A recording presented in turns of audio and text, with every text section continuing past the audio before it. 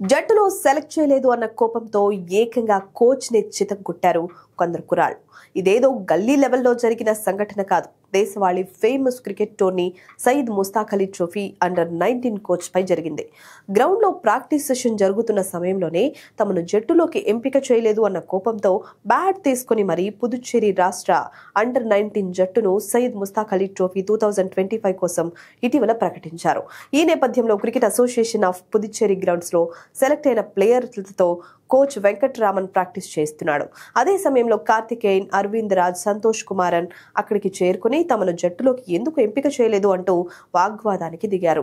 వెంటనే ఆ పక్కనే ఉన్న బ్యాట్ తో విచక్షణ రహితంగా దాడి చేసినట్లు పోలీసులు వెల్లడించారు. ప్లేయర్లు చేసిన ఈ దాడిలో కోచ్ వెంకటరామన్ కు ఏకంగా 20 కుట్లు పడ్డాయి. భుజానికి గాయం కాగా వెన్నెముక, రిప్స్ వద్ద కూడా గాయాలయ్యాయి. నుదిటిపై భారీ గాయం కావడంతో 20 కుట్లు పడ్డాయని ఆసుపత్రి వర్గాలు నిర్ధారించాయి. ప్రస్తుతం ఆయన ఆసుపత్రిలోనే ఉంటూ చికిత్స పొందుతున్నారు. ముగ్గురు నిందితులు ముందుగానే ప్లాన్ చేసుకుని దాడి చేశారని, ప్రస్తుతం వారు పరారీలో ఉన్నట్లు పోలీసులు తెలిపారు. వాళ్లపై హత్యాయత్నం కేసు నమోదు చేశామని, అదుపులోకి తీసుకునేందుకు స్పెషల్ టీమ్స్ పనిచేస్తున్నాయని పుదుచ్చేరి సీనియర్ పోలీస్ అధికారి తెలిపారు.